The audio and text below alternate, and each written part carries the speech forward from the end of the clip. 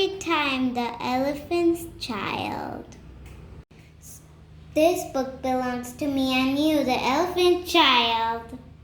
In the high and far-off times, the elephant had no trunk, only a big bulgy nose as big as a boot.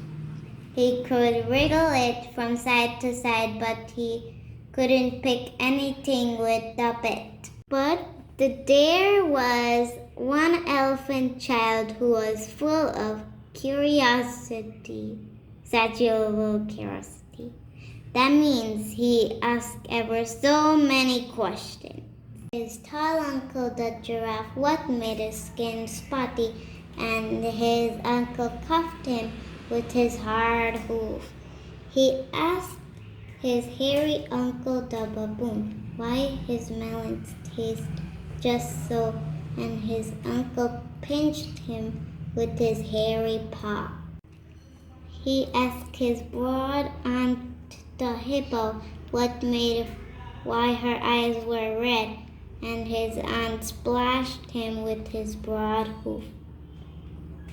But still he was full of satiable curiosity. One day the elephant's child asked, what does the crocodile have for dinner? But all his family just said, hush. So the elephant's child went to the kookoolau bird and asked, what does the crocodile have for dinner? Go to the banks of the great green crazy Limpopo River and find out, said the bird. So the next morning, the satiable elephant child set off to find the great green greasy Limpopo River. Goodbye. Now the satiable elephant child has never seen a crocodile and did not know what one was like. The first creature that he found was a bicolored python rock snake curled around a rock. Excuse me, said the elephant child, but have you seen such a thing as a crocodile around here? And could you tell me what he has for dinner?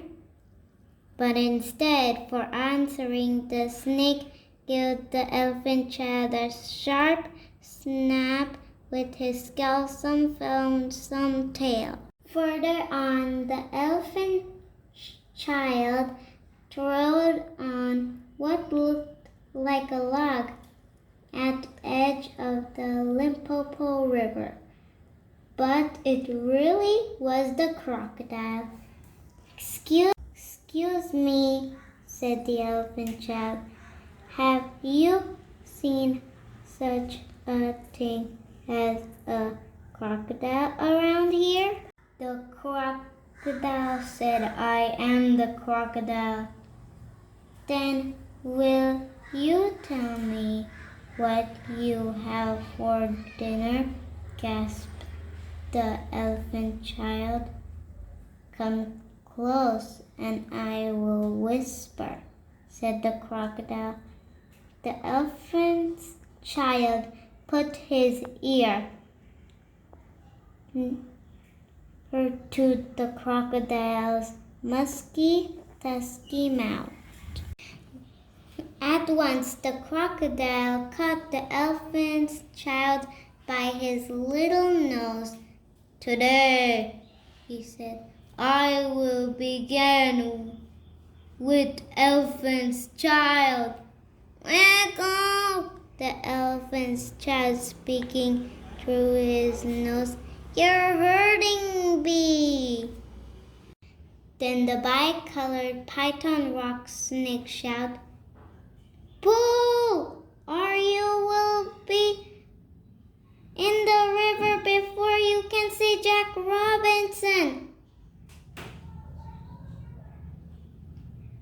So the elephant child sat back on his little haunches and pulled and pulled and pulled, and his nose began to stretch.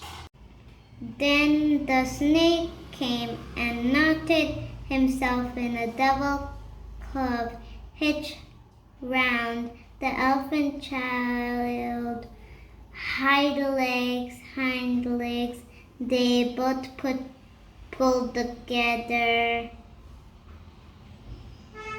The elephant's child's nose grew longer and longer. At last, the crocodile let go of the elephant child's nose with a plop that you could hear for miles around. Splash! The elephant's child wrapped his poor nose in banana leaves and hung it in the river. "What are you doing that for?" asked the snake. "My nose is all out of shape," said the elephant child, "and I'm hoping it will shrink." The fly landed on his elephant child's shoulder. He lifted his long nose and smacked it away. "Aha!" said the snake. "You couldn't have done with a mere smear nose."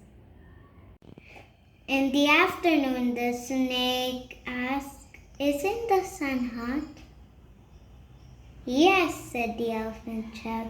He scooped up some mud from the riverbank and sloshed it on his head. It made a cool mud cap, all trickly behind his ears. Splat! "Aha!" said the snake again. "You couldn't have done that with a mere smear nose." "You're right," said the elephant child. "And now I think I'll go home to all my dear family." When he reached home, the elephant child uncurled his trunk and said, "How do you do?" "What have you done with your nose?" asked his tall uncle the giraffe. "It looks very ugly," sniffed his broad aunt the hippo. "Indeed," said his hairy uncle the baboon. "But it's useful," said the elephant child. He picked up his hairy uncle the baboon and dropped him into a thorn bush. Then he trumped his ear of his tall uncle the giraffe and blew bubbles at his broad aunt hippo. The new nose was so useful that all the elephant child hurried to the banks of the Limpopo River to borrow new noses from the crocodile. Ever since then, all the elephants you will ever see, and those you won't, have noses precisely like the trunk of the satiable elephant child. The end.